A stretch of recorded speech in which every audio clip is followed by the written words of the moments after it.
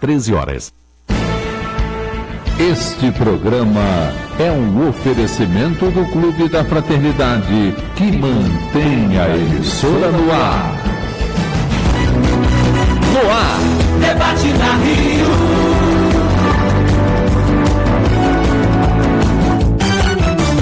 Apresentação: Eduardo Araújo.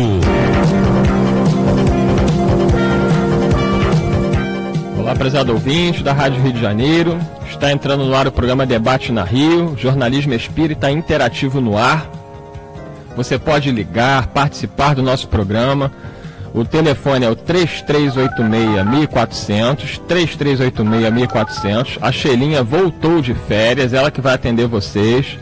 Então a Sheila está lá prontinha para atender a ligação de vocês. Tem o WhatsApp também. Você pode ligar no WhatsApp, é o 984867633, mandar sua mensagem.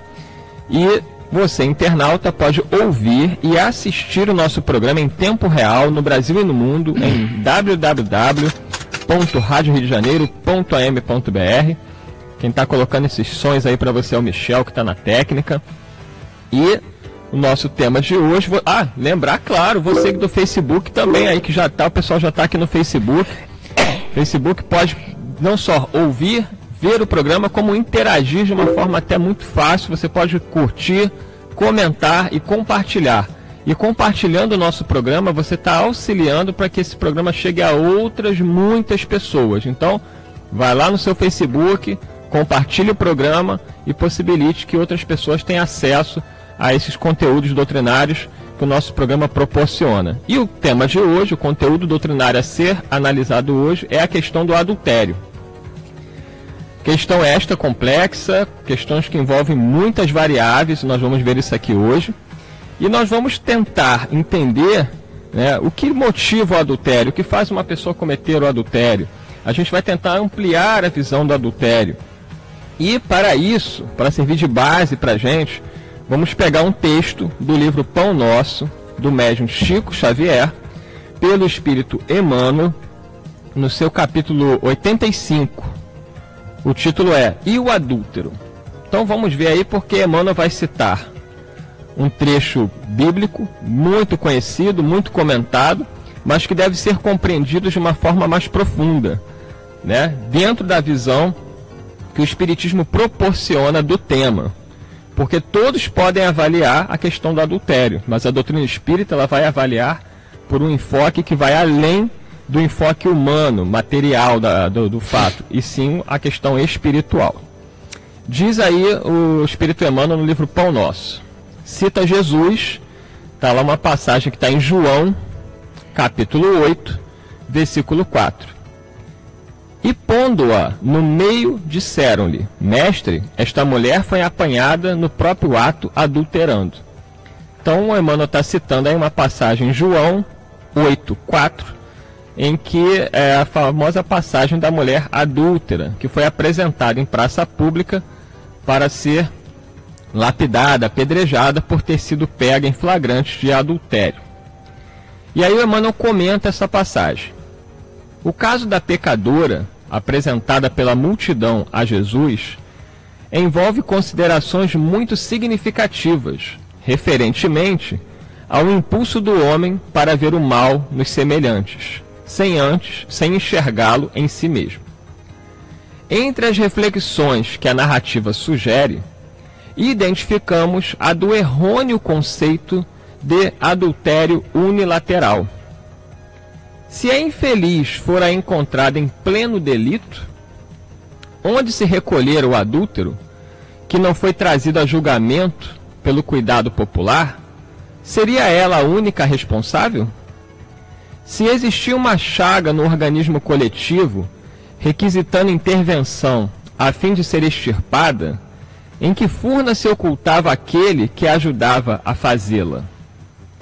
A atitude do mestre, naquela hora, caracterizou-se por infinita sabedoria e inexcedível amor.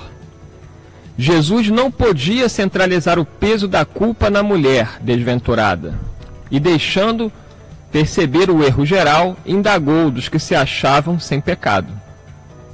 quando Jesus profere aquela famosa frase: atire a primeira pedra aquele que estiver sem pecado. Continua Emmanuel: o grande e espontâneo silêncio que então se fez constitui resposta mais eloquente que qualquer declaração verbal. Ao lado da mulher adúltera permaneciam também os homens pervertidos, que se retiraram envergonhados. O homem e a mulher surgem no mundo com tarefas específicas que se integram, contudo, num trabalho essencialmente uno, dentro do plano da evolução universal.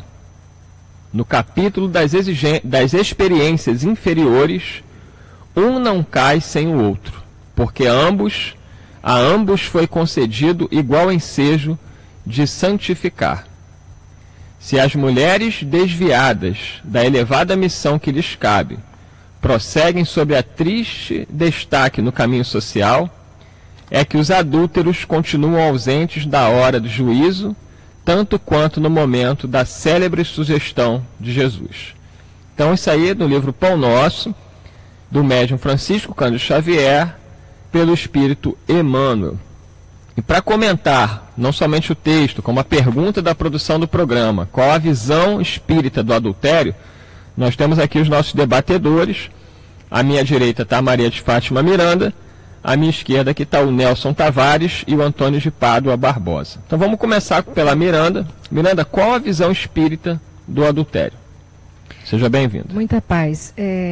A visão espírita em todos os segmentos da vida ela é bem mais ampla, né? Nós vamos poder conversar mais adiante que o adultério na visão espírita é um comportamento desonesto, qualquer que seja o departamento que nós vamos ver, seja na relação material com as coisas do mundo que nós vivemos, seja na relação afetiva.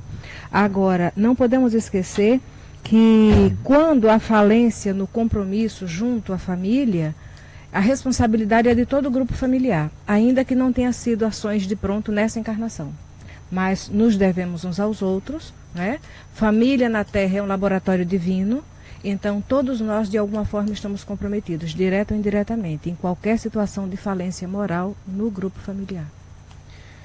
Você que está aí nos ouvindo, ouvimos a Miranda rapidamente, vamos passar a palavra para o Nelson Tavares, mas você já pode participando, já tem gente aqui participando pelo WhatsApp, participando pelo telefone, pelo Facebook.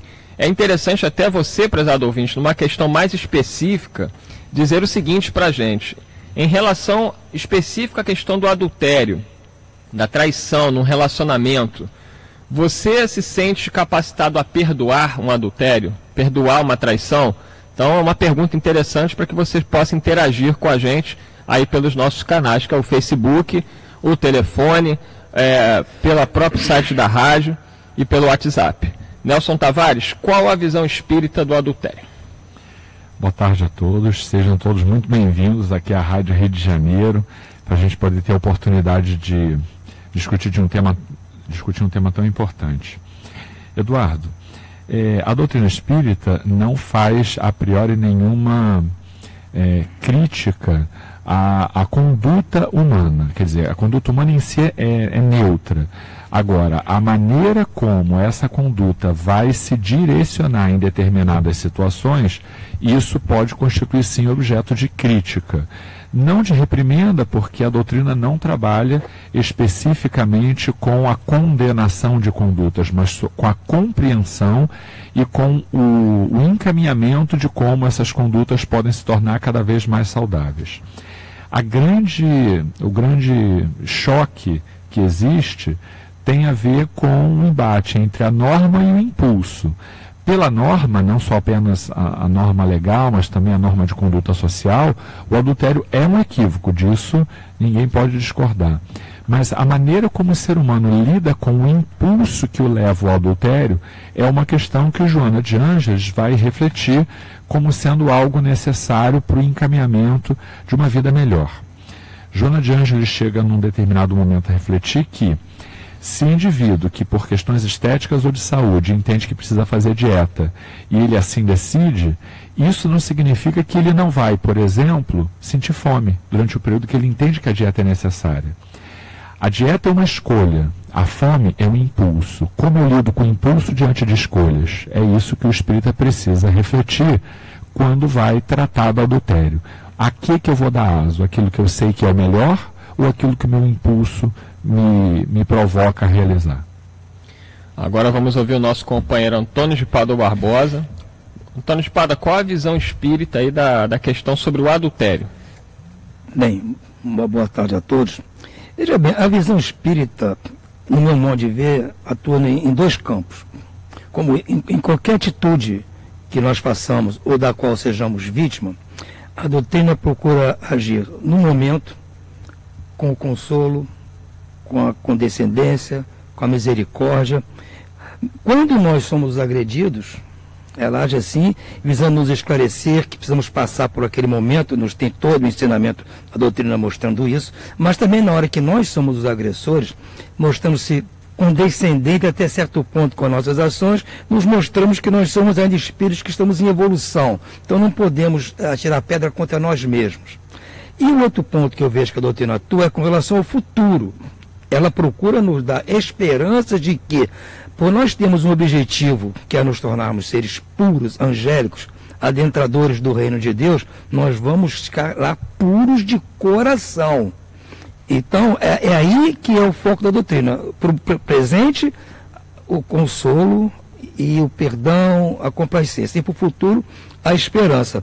Aqui nessa passagem do Evangelho segundo o Espiritismo, que é do capítulo que trata do coração puro, bem-aventurados que têm o coração puro, tem um texto de Mateus que diz o seguinte, Jesus dizendo, aprendestes o que foi dito aos antigos, não cometereis adultério. Eu, porém, vos digo que todo aquele que tiver olhado uma mulher com mau desejo por ela, em seu coração já cometeu adultério. Então, ele falou primeiro para aqueles que estão cometendo adultério clássico, que nós conhecemos. Aquele povo todo cometia. E isso era condenado pela lei de Moisés. Então, eles procuravam se abster daquilo. Faziam tudo para não cometer adultério. Mas lá no fundo do coração, ainda praticavam. Então Jesus falou para eles, no momento, ó, os antigos já resolveram o seu problema. Não cometereis adultério, sob pena de infringir a lei mosaica. Agora vamos falar para o futuro. Vocês no futuro, vocês vão ter que ter o coração puro. Então tratem desde já, ir limpando o coração. Porque se pensar de forma indigna por uma mulher, já está cometendo adultério. Então Jesus agiu daquela forma clássica que eu falei que o Espiritismo age. Agindo para o presente, tentando tampar as feridas, socorrer, e para o futuro, dando esperança de que essas feridas vão se cicatrizar e todo mundo vai ficar são. Nós estamos aqui com participações, vamos só trazer já algumas. A Maria Clarice de Petrópolis coloca o seguinte: sempre perdoei, pois sempre digo que a consciência é de cada um de nós. Será que estou certa? E aí, Maria de Fátima Miranda? Fênelon tem uma frase que ele diz assim: não devemos julgar aquilo que ainda não temos condições de compreender. Porque a compreensão faz claridade nas dificuldades do outro, nas limitações do outro, nas necessidades do outro. Aquele que compreende já venceu a si mesmo. Logo, ele não vai julgar, porque ele vai encontrar a explicação para qualquer alteração no comportamento harmonizado. Quando Antônio fez a citação do Evangelho, nós nos lembramos que ele falou da lei de Moisés, mas no Decálogo, a lei divina também já está presente, né? No item 4 do Decálogo começa a lei de sociedade com o pai e mãe, porque as relações de honestidade na sociedade, elas têm que ter uma matriz na educação familiar, dentro do lar. E no item 6 do Decálogo diz assim: não cometereis adultério. No item 7, não roubareis. No item 8, não prestareis falso testemunho. O 9, não cobiçareis a mulher do vosso próximo. Então nós estamos percebendo que tudo aí é desonestidade nossa para conosco mesmo. Porque não adulterar é faltar com essa honestidade a nível emocional, e aí nós vamos estender para qualquer relação no mundo material. Não roubar é não se tornar desacreditado para o outro com a nossa conduta infeliz, não é? Não cobiçar a mulher do próximo. Aí nós vamos refletir essa última fala que o Antônio fez, quando vai falar do coração puro. Nós temos que vigiar os nossos pensamentos, né? Porque os pensamentos nossos também alimentam outras mentes. Então, tudo é uma questão de responsabilidade. Mas, conforme nós vamos amadurecendo, estudando a doutrina espírita, compreendendo a lei da reencarnação, nós vamos sabendo que aqueles de nós que hoje não estamos mais na condição de adúlteros, ontem estivemos. Então, julgar o outro é condenar a si mesmo. Vamos aqui trazer a participação do Paulo Santos de Campo Grande.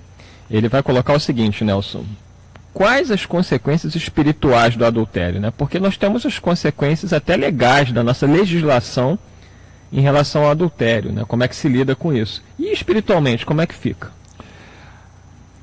Divaldo fala no livro Sexo e Consciência que nenhum triângulo amoroso se forma sem consequências de grave repercussão. Divaldo sinaliza que vilipendiar a afetividade do outro é mais grave do que violar o patrimônio do outro. E ele fala da repercussão disso, inclusive do ponto de vista reencarnatório.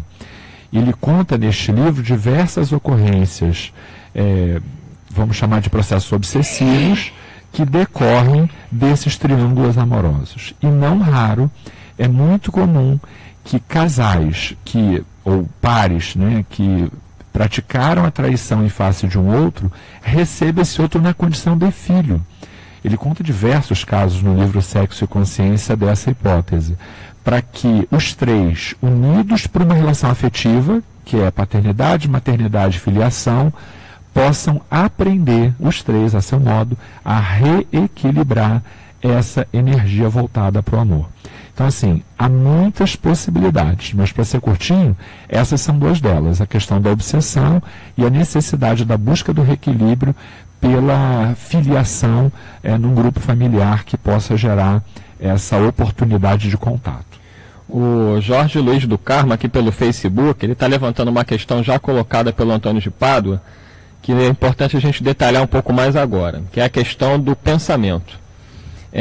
Ele coloca aqui, citando Mateus, capítulo 5, versículo 27 e 28, ele cita essa passagem: aprendeste que foi dito aos antigos, não cometereis adultério. Eu, porém, vos digo que aquele que houver olhado uma mulher com mau desejo para com ela, e aí vale também a mulher que olha para o homem com mau desejo para com ele, já em seu coração cometeu adultério. E aí eu lembro de um companheiro na Mocidade Espírita, Antônio de Pádua, nós todos jovens, aquela entusiasmo de estudar a doutrina, aí ele chegou para mim, falou: Eduardo, tem uma coisa aqui que está me perturbando. Eu falei: o que houve, rapaz? Olha só, eu sou uma pessoa que eu tento me esforçar para não trair, mas olha só, eu estou lendo aqui que nem pensar eu posso. Eu falei assim: meu irmão, nem pensar a gente pode, porque como é que fica essa questão, Antônio de Pádua, né? Porque muita gente fala assim: eu nunca cometi adultério. Mas Jesus aqui coloca o seguinte, que em pensamento, se você adulterar, também é adultério. E aí, Antônio de Pádua? Veja bem, o que acontece é que nossas ações, vamos dizer assim, delituosas, qualquer que seja, nossa vibração, podemos classificá-la em 4 níveis. Existe o nível da ação propriamente dita, a ação física. Outro nível é o nível das palavras. Você pode ter uma ação por meio das palavras. O outro é por meio do pensamento. E por último é do sentimento, aquilo que está no coração. Como eu disse na introdução, nós temos que chegar no reino de Deus puros de coração. Ou seja, o coração não pode ter um cisco sequer. Agora, o caminho de partir da época em que nós resolvimos tudo no braço, tudo na agressão, tudo na parte física, chegar a ter o coração puro é uma longa caminhada. E aí a doutrina espírita vem em nosso socorro, nos mostrando como é que isso vai se processando. Nós já deixamos de agredir muita gente, a gente não é capaz de chamar todo mundo para briga por qualquer coisa. Mas a gente é capaz de xingar, talvez, mandar o cara para algum lugar, por exemplo, no trânsito. Por isso que Jesus, quando fala da violência, ele fala aqui a mesma coisa que ele falou do adultério: aprendeste o que foi dito. Os antigos falavam: não matarás. E quem matar receberá a condenação do julgamento. Mas eu vos digo que aquele que se encolerizar contra seu irmão merecerá ser condenado pelo julgamento. Que aquele que disser raca a seu irmão merecerá ser condenado pelo conselho. E aquele que disser és louco merecerá ser condenado ao fogo do inferno. Ou seja, ele está mostrando que o nosso nível tem que melhorar. Ou seja, quando nós fomos saltar aquele salto com vara que tem nas Olimpíadas, o barrete lá, aquela vareta, tem que dar uma determinada altura. E os antigos diziam, não matarás é a altura, não adulterarás é essa altura. Mas nós temos que melhorar. Então Jesus só levou o sarrafo. Botou o sarrafo mais lá em cima. Não basta agir na parte física ou mesmo na parte oral. Vocês têm que ver na parte mental, na parte do pensamento em que está. O sarrafo agora para nós, no século XXI, é o sarrafo do pensamento. Aquilo que já passou, passou, amigo. Ninguém imagina que nenhum de nós aqui vai cometer adultério ipso facto. Mas, em pensamento, nenhum dos quatro aqui pode negar que não pensou, gente. Não vamos ser hipócritas. Então, isso. Mas nós estamos lutando contra isso. É a doutrina que eu falo, vem nosso auxílio em relação ao futuro, que está nos mostrando, você tem como chegar lá. Você já saiu das cavernas. Você está aqui no século XXI. Você está com problema ainda de pensamento? Vai lutar. Não vai vencer nessa encarnação? Não sei. Na próxima, quem sabe? Mas é o seu caminho. E o dia que você conseguir vencer o do pensamento, ainda vai ter que vencer o do coração. Para chegar lá onde o Cristo está. Um ser puro, incólume. Nós vamos chegar lá. Então, por enquanto, vamos àquela primeira parte que eu disse que a doutrina atua. Na parte do hoje. Vamos ter condescendência conosco mesmos. É claro que ninguém pode... Nós não temos capacidade de controlar o nosso pensamento por agredir alguém ou por adulterar contra alguém. Não temos essa capacidade. O nosso pensamento não vai nos trair muitas vezes. É paciência, graças a Deus, como dizia um caboclo amigo meu, pensamento não tem cheiro. Porque se tivesse cheiro, nós estamos fritos. Então, vamos ficar na nossa. É a proteção que temos do nosso pensamento, está na nossa caixa craniana. E pronto. Vamos lutar. Ninguém precisa saber que nós estamos nessa luta íntima. Essa é a luta que nós temos. É o bom combate, como falava Paulo, que nós temos que travar. É contra nós mesmos. O maior inimigo está dentro de nós. Então, o nosso pensamento ainda é, tudo bem, vamos lutar contra isso. Quando conseguimos vencer os nossos pensamentos, tem mais uma tarefa, vencer os nossos sentimentos. Mas aí é uma história para o debate na rede do século 22, 23, 24, sei lá quando. Ó, ainda baseado aí no Antônio de Pádua, primeiro agradecer aí, tem muita gente aqui pelo Facebook, muita participação, deve ser pela presença ilustre do Nelson Tavares. Estamos aqui bombando no Facebook, agradecemos muito e pedimos a você que está no Facebook, ajude a bombar ainda mais compartilhando o vídeo. Mas vamos aqui no Evangelho segundo o Espiritismo, ainda baseado no Antônio de Pádua, temos aí 2 minutinhos, eu vou aproveitar para ler Kardec aqui no capítulo 8 de Evangelho segundo o Espiritismo, que ele vai falar do seguinte: a pessoa, ela, como bem frisou Antônio de Pádua, ela pode não cometer o adultério, que bom, mas ela ainda pensa, isso aí já não é legal. E aí Kardec vai falar da questão do esforço, isso é legal. Ele vai dizer o seguinte: aquela pessoa que, ao contrário, não tomou boas resoluções, procura ocasião de praticar o mau ato, e se não o leva a efeito, não é por virtude da sua vontade, mas por falta de ensejo. É, pois, tão culpada quanto seria se o cometesse. E ele vai dizer o seguinte, em resumo: naquela pessoa que nem sequer concebe a ideia do mal, isto é, de adulterar, já há progresso realizado. Não é o nosso caso, como bem frisou aqui o Antônio de Pádua. No segundo caso, naquela outra pessoa a quem essa ideia acode, isto é, você pensa na traição, você trai em pensamento, mas esse pensamento você repele ele, você luta contra ele, Kardec diz que há um progresso em vias de realizar-se. E naquele, finalmente, que pensa no mal e nesse pensamento se compraz, o mal ainda existe na plenitude da sua força. Em uma pessoa o trabalho está feito, que é o primeiro caso. No outro, no segundo, está por fazer-se. Deus, que é justo, leva em conta todas essas gradações na responsabilidade dos atos e dos pensamentos do homem. Evangelho segundo o Espiritismo, capítulo 8, o item é o item 7. Tá bom? Então já vamos a um pequeno intervalo, daqui a pouquinho voltamos e continue respondendo aí. Você perdoaria um adultério? Então, daqui a pouquinho voltamos com o Debate na Rio. Debate na Rio.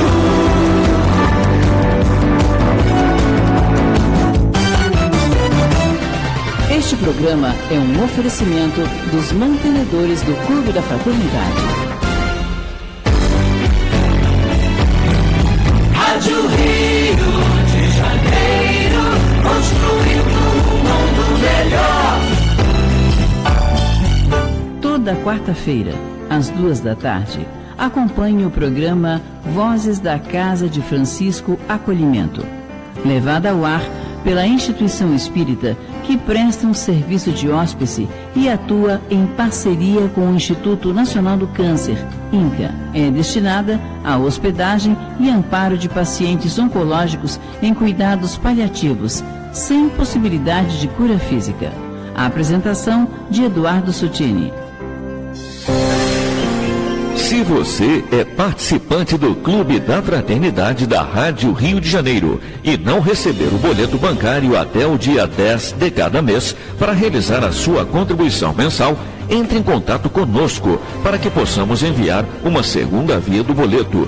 Para isso, ligue 0 Operadora 21 3386 1422 ou envie mensagem para o e-mail clubedafraternidade@radioriodejaneiro.am.br. Lembre-se, não recebendo o boleto bancário, entre em contato para emitirmos a segunda via do boleto e continuarmos juntos na família Rádio Rio de Janeiro. Novo ensino médio. Quem conhece, aprova. Eu quero fazer jornalismo. Eu quero ser professora, é o que eu amo. Eu quero um curso técnico para já poder trabalhar. Agora, com o novo ensino médio, você tem mais liberdade para escolher o seu futuro, de acordo com a sua vocação. Quem conhece o novo ensino médio, aprova. Já é assim com 72% dos brasileiros, segundo a pesquisa do IBOP. Acesse mec.gov.br e saiba mais. Ministério da Educação, Governo Federal, Ordem e Progresso. Atenção, ouvinte e mantenedor do Clube da Fraternidade da Rádio Rio de Janeiro. Você que ainda não atualizou seus dados cadastrais, precisamos atualizá-los.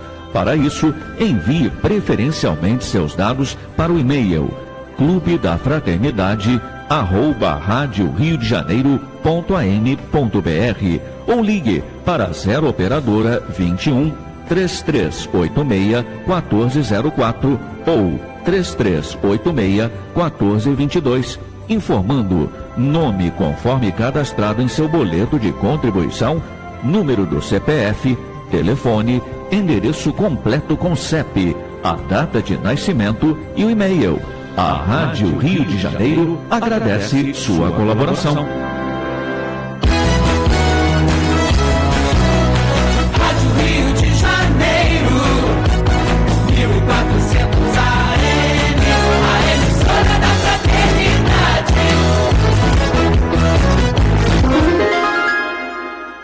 (13h28). Debate na Rio.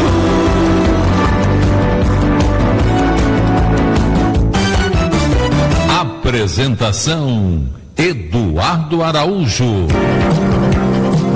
Estamos de volta, prezado ouvinte, com o programa Debate na Rio, jornalismo espírita interativo no ar. Pode continuar ligando, participando. O telefone é o 3386-1400. 3386-1400, a Sheila vai atender vocês. Pelo WhatsApp também pode mandar a sua mensagem. O telefone é o 98486-7633. 98486-7633. Colocando seu nome, seu bairro, sua cidade, seu país, que a gente recebe mensagens de todos os cantos do mundo. E você, internauta, ouça e assista o nosso programa em tempo real, no Brasil e no mundo, em radioriodejaneiro.am.br. Pessoal do Facebook aqui, muitas e muitas participações. Continuamos pedindo sempre a vocês, não deixe de compartilhar o programa, porque você vai estar nos ajudando a divulgar a Rádio Rio de Janeiro. Então, vamos continuar aqui com muitas e muitas participações. Deixa eu pegar aqui o pessoal que já tinha colocado. Temos aqui a companheira Virgínia Jolaria, que eu conheço, uma moça muito calma. Ela diz o seguinte, Miranda: eu tenho até medo de mim quando eu penso o que faria numa situação de adultério. Espero que o marido dela esteja ouvindo, né, para ele ficar já prevenido. Mas uma coisa é certa, tenho mudado tanto desde que passei a trabalhar na casa espírita, que só Deus sabe como eu agiria. Deus cuide da minha família. Mandando um beijo a todos nós. E aí? Já está mais calma a moça, a nossa Virgínia. Com essa visão que a doutrina espírita nos traz de passado, presente e futuro, a pergunta será: nós nos perdoamos? Porque nós, se não somos adúlteros, nessa encarnação fomos ontem, não é? E o outro, ele está vivenciando, aquele que está adulterando, está vivenciando um conflito emocional, psicológico, que é próprio do perfil do ser humano que nós ainda somos.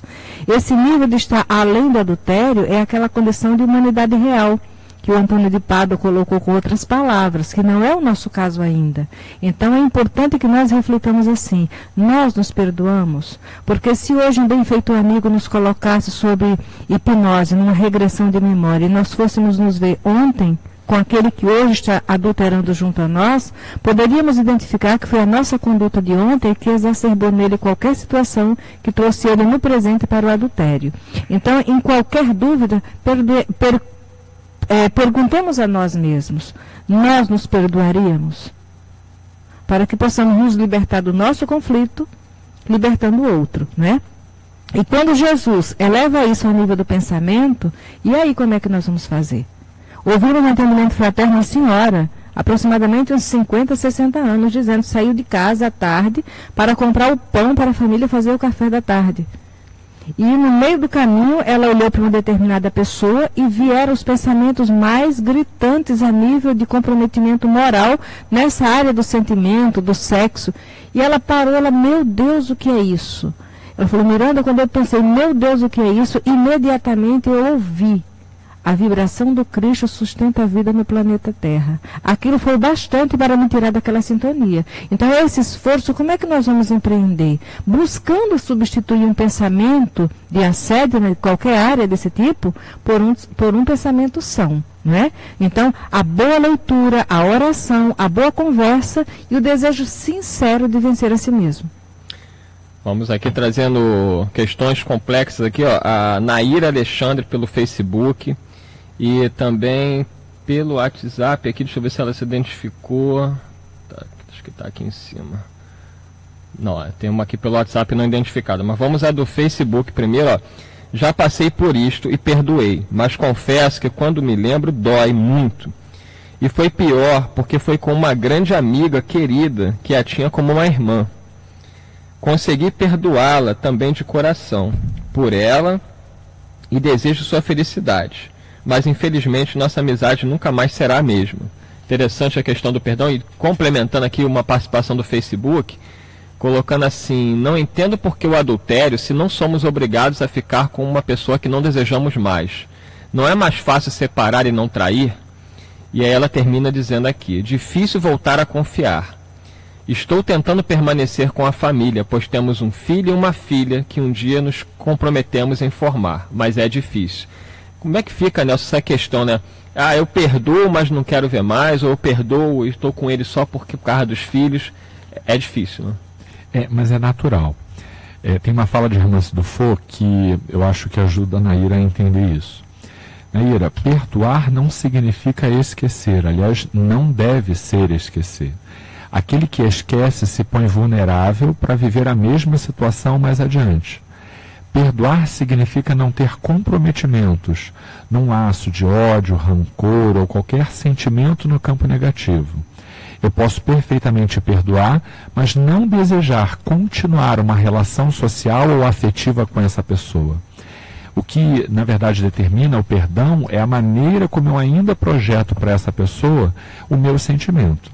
Agora, não desejar continuar um relacionamento é, antes de tudo, um direito daquele que foi traído.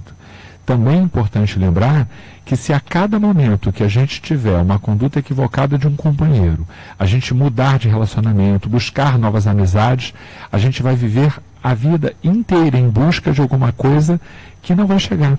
Porque estamos todos na mesma condição evolutiva em um país, em especial num planeta, né, de provas e de expiações, e num país em que a cultura do adultério, segundo pesquisas que estão por aí apontam, é uma conduta social muito reiterada.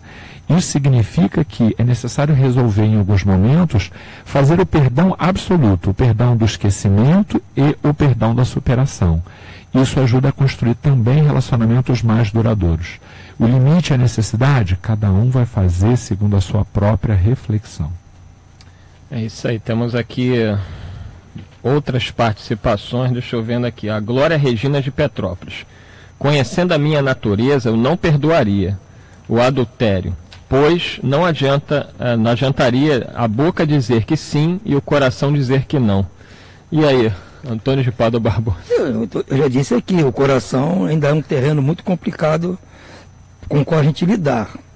Nosso coração ainda é complicadíssimo, porque ele, metaforicamente, ele representa o nosso espírito, a nossa vibração, o nosso conhecimento. Então, isso tudo junto, a gente chama de o coração. E ele é incontrolável, porque você consegue controlar as suas ações, medir suas palavras, seu pensamento você consegue, mesmo que ele venha inesperadamente, você consegue até se reprimir quanto a ele. Mas o coração é muito complicado. É muito complicado você deixar de gostar de alguma coisa. Ou passar a gostar de uma coisa que você não gostava. Eu sempre dou como exemplo isso, perguntar deve ter flamenguistas aqui na mesa, com certeza. Não eu. Não, eu tenho um flamenguista, se ele torceria pelo Vasco em qualquer circunstância. Se ele passaria a gostar do Vasco. E vice-versa, se ele deixa de gostar do Flamengo. Por mais dinheiro que dê para ele, não vai deixar de gostar do Flamengo. Te dou 10 milhões de dólares para você torcer para o Vasco. Ele não vai torcer. Ele pode dizer da boca para fora, mas o coração não vai deixar. Então o coração, só dando um exemplo, como complicado lidar com o coração. Por isso que eu digo, é uma tarefa que nós temos maneira de postergá-la, não no sentido de deixar para lá, mas dar mais ênfase agora na parte ainda das ações físicas, das palavras e do pensamento. Porque quando nós conseguimos lidar bem com isso, o coração já vai estar mais arrefecido, já vai estar mais fácil de lidar. Entende? Continue, o seu coração você não pode mudar. Faça um esforço para não usar agressões físicas, não usar más palavras, e os pensamentos, toda vez que surge um pensamento ruim contra aquela pessoa que fez a traição a você, você faça uma prece. Porque aí com certeza vai vir ajuda para arrefecer seu coração. Ó, temos aqui a participação da Sônia Maria dos Santos. Ela diz o seguinte: acho difícil responder que sim ou não. Isso depende de muita coisa. Precisa haver um diálogo. Precisa saber qual o motivo que levou a pessoa a agir assim. Interessante essa participação, Miranda, para a gente falar sobre essa questão do diálogo entre os casais. Né? Não estou justificando, mas em alguns casos a pessoa atraída não colabora muito. Precisa mesmo haver diálogo. Acho que daria para compreender e perdoar. Muito boa aí a participação da Sônia Maria dos Santos aqui pelo Facebook. Porque estamos comprometidos uns com os outros, né? E sem o diálogo você não vai ter chance de ouvir. Agora, o diálogo também ele abre espaço para que possamos ser honestos com nós mesmos, entendeu? Agora, para que haja diálogo é necessário uma confiança. Você não conversa das suas dificuldades com alguém que você não confia. Então, o outro tem que se posicionar de uma forma receptiva àquilo que você vai falar. Nessa passagem do Evangelho, quando Amélia Rodrigues vai comentar numa das suas obras junto ao Divaldo Pereira Franco Médio, ela faz uma abordagem interessante. Ela diz que a mulher adúltera, ela vinha de um consórcio, quer dizer, de um casamento, onde um companheiro dela lidava com ela de uma forma meio que indiferente. E ele convida um amigo, inadvertidamente, para ficar na casa junto com eles. E ali é mais uma pessoa carente. Nessa abordagem que a Maria Rodrigues fala sobre essa passagem, ela diz que o interesse dela não era nem o sexo, mas era a atenção, entendeu? Era ser alvo de qualquer coisa que elevasse a autoestima dela. Então é por isso que o diálogo em qualquer conflito, ele é importantíssimo, para que você possa ter uma noção para avaliar por que o outro agiu daquela forma, e até fortalecer aquele outro com seu apoio para que ele vença aquela limitação. Estou colocando aqui, Nelson, a questão da mulher também, né? Porque antes o homem, exclusivamente, até pela situação, contexto histórico, Antônio de Pádua colocou isso, o homem traía e a mulher era normalmente atraída. Hoje em dia existem pesquisas que já mostram que as mulheres estão traindo tanto quanto os homens, adulterando tanto quanto os homens. Como é que fica essa questão? O que houve que a mulher acabou entrando nessa mesma situação dos homens em relação ao adultério? Eu costumo dizer que o espaço que a mulher tem na sociedade é uma conquista. Porém, esse espaço deve ser utilizado com muita cautela para que a emenda, como se diz no popular, não saia pior do que o soneto. Ocupar determinados espaços não significa necessariamente reproduzir os mesmos equívocos. Se a mulher se colocando no espaço de trabalho e no espaço social, à semelhança do homem, cometer os mesmos equívocos que ele, ela mais adiante verá que não valeu a pena fazer esse processo da liberação. Divaldo, no livro a que eu já fiz referência, O Sexo e Consciência, fala que a condição do ânima feminino não vai fazer nunca da mulher um ser igual ao homem. Igual em direitos, sim, mas igual em condição, nunca, porque a mulher tem um ânima, diferente do ânimos masculino, como mostra a psicologia, que vai fazer da completude dos dois a realização global do ser. Então, a condição feminina precisa ser aquela que se volta para sentimentos de uma maneira diferente. Se a mulher não reconhecer isso, ela estará ocupando um espaço que é masculino com uma condição psicológica que não lhe é peculiar. Isso vai lhe trazer sofrimento. O que eu quero dizer com isso é que a mulher, diferente do homem, ela tem uma condição de visão global sobre família, sobre sentimento, sobre afeto, que lhe faculta uma reflexão muitas das vezes mais amadurecida que a do homem. É comum a gente ver que o menino que tem a mesma idade da menina, ele não tem o mesmo amadurecimento que a mulher. Por quê? Porque a sua condição psicológica não é a mesma. Por conta disso, a mulher precisa ter uma reflexão mais aprofundada, porque as reflexões para a sua condição psicológica vão ser também diferentes.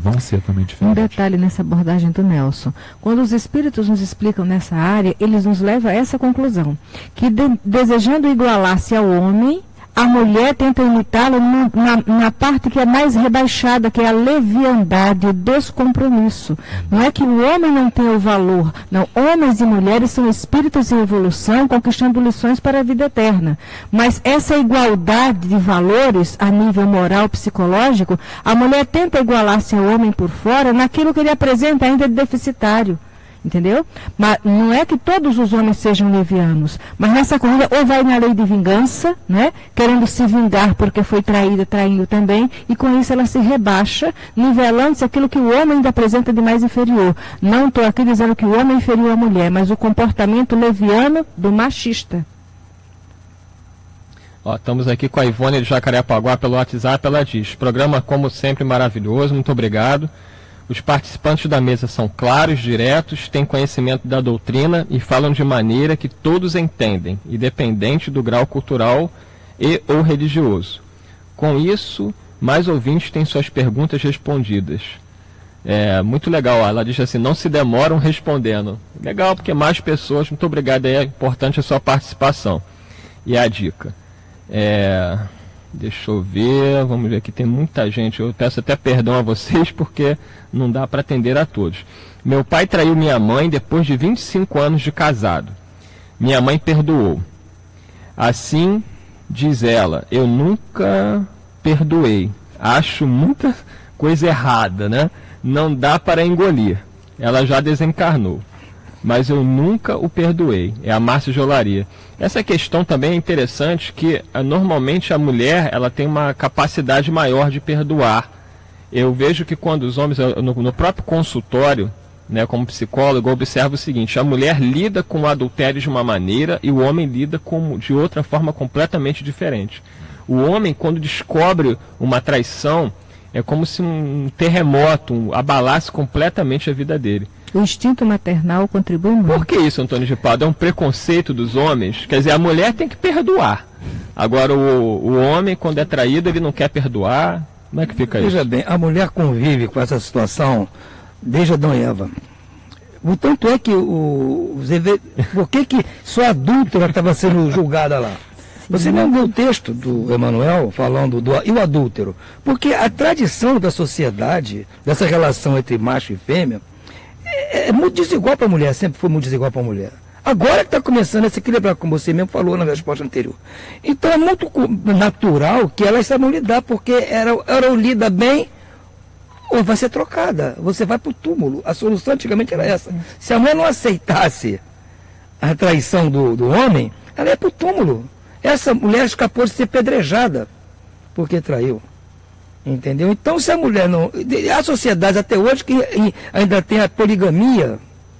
Você vê, essa relação entre macho e fêmea na espécie humana sempre foi muito desigual para as mulheres. Então não é que elas sejam boazinhas, é porque não tinha alternativa. E hoje elas estão querendo, entre aspas, dar o troco, fazendo a mesma coisa, porque tanto homem como mulher são espíritos assexuados. Então todos têm os mesmos desejos, os mesmos gostos, as mesmas vontades, para coisas boas e para coisas ruins.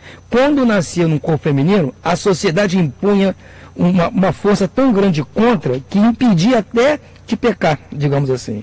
Hoje a sociedade não impõe esses limites à mulher. Então ela está solta para fazer o espírito da mulher, que é um espírito sem sexo, fazer tudo aquilo que é vontade, como o homem também. Por isso que hoje você está dizendo, elas estão escolhendo fazer o que o homem faz de errado.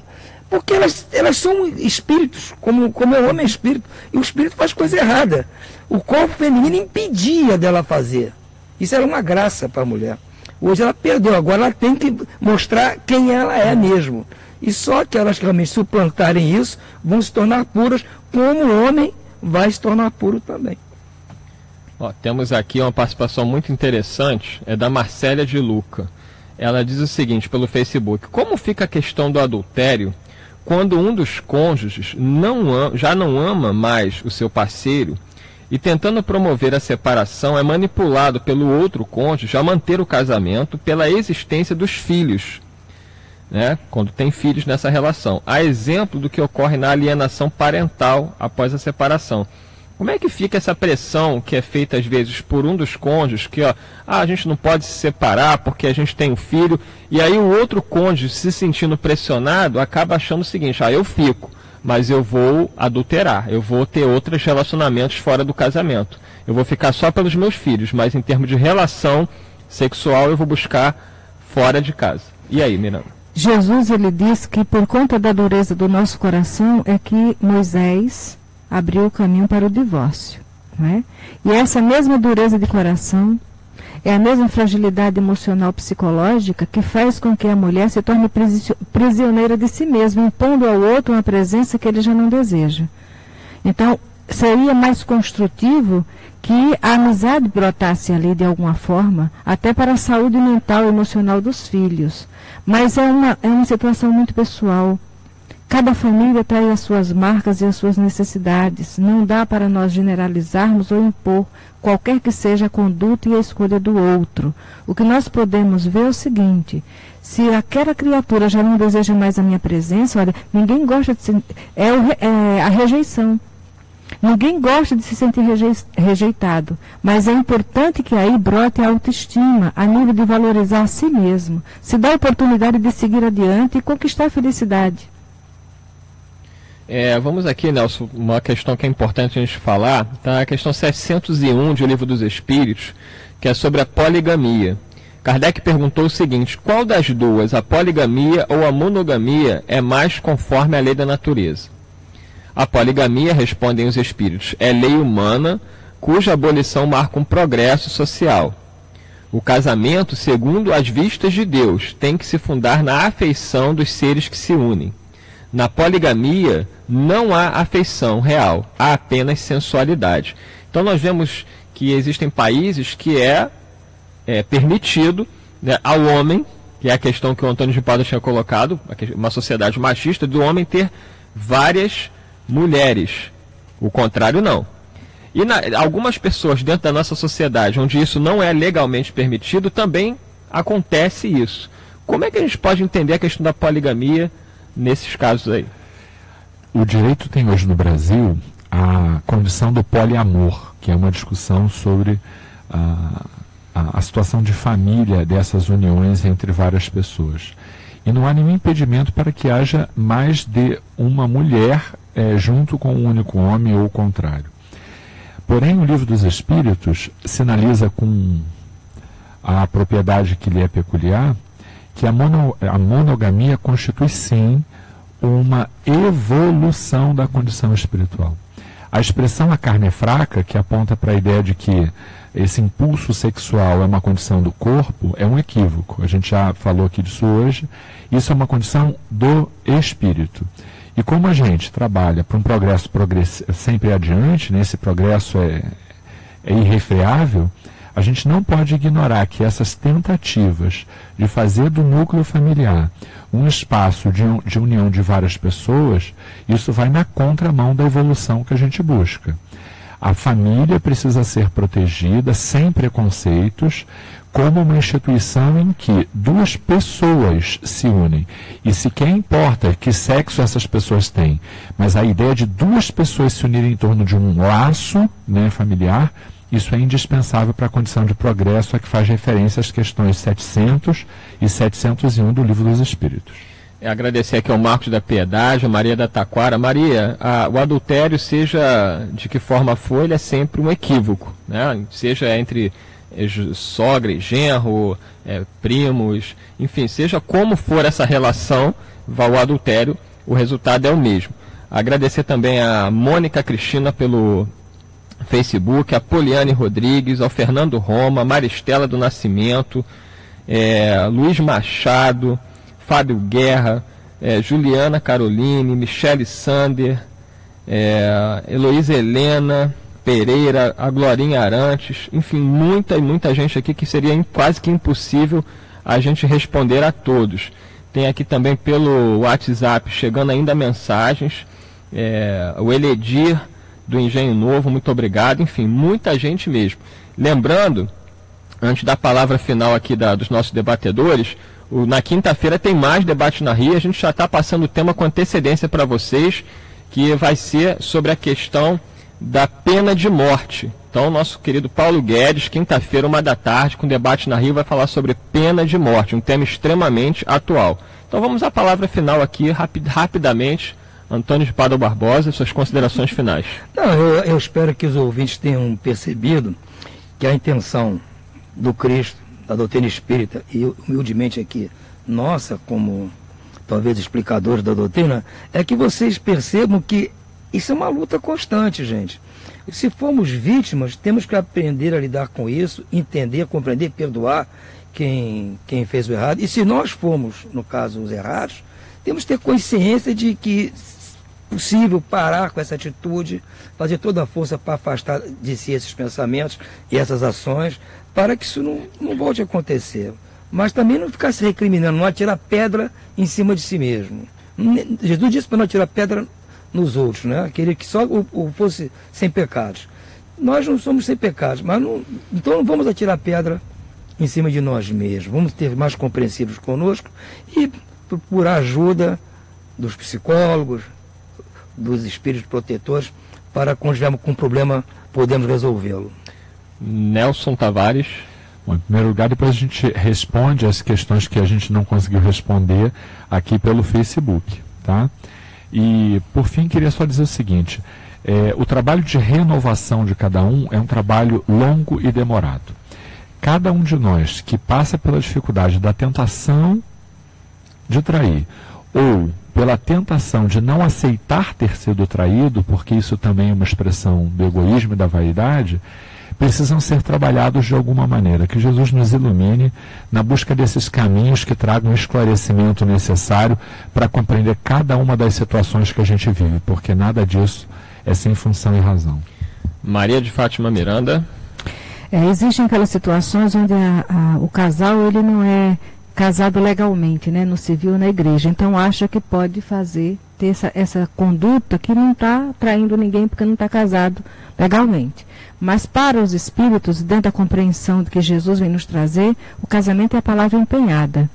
Então temos que saber que somos espíritos ainda no nível de imperfeição, com limitações morais muito gritantes. E aquilo que não fazemos agora não quer dizer que não venhamos fazer amanhã. Então temos que pedir forças a Deus para que mantenhamos o nosso objetivo de autoconhecimento e de compreensão das limitações do outro.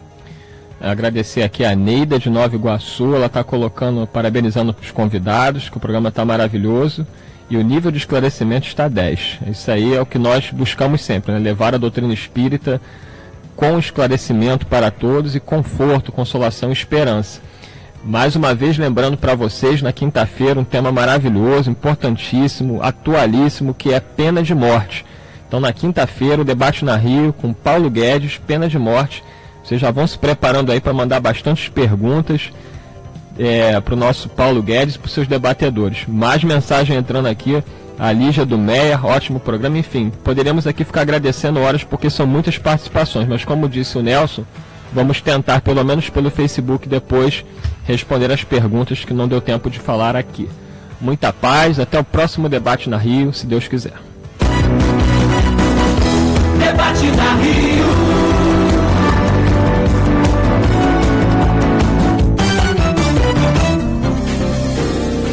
O programa que você acabou de ouvir foi um oferecimento do Clube da Fraternidade.